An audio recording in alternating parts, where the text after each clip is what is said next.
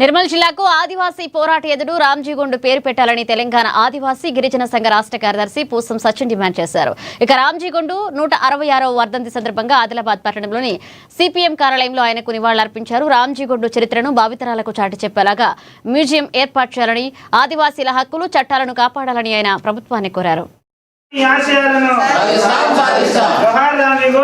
అట్లాగే ఆయన ఇక్కడ స్ఫూర్తి వనము అట్లాగే ఆయన మ్యూజియాన్ని ఏర్పాటు చేస్తామన్నారు. నిర్మల్ జిల్లాకి రామ్జీగొండ్ పేరును పెడతామన్నారు. కానీ ఇవేవి కూడా చేయడం లేదు. అట్లాగే ఆ రామ్జీగొండ్ గారు ఆశించిన జంగల్ జమీన్ మీద ఆదివాసీలకు ఏవైతే హక్కులు కావాలన్నారో వాటిని దూరం చేసే విధంగా కార్పొరేట్లకు ప్రైవేటీకరణ విధానాలని ఈరోజు బీజేపీ ప్రభుత్వం, మోడీ ప్రభుత్వం అవలంబిస్తున్నది.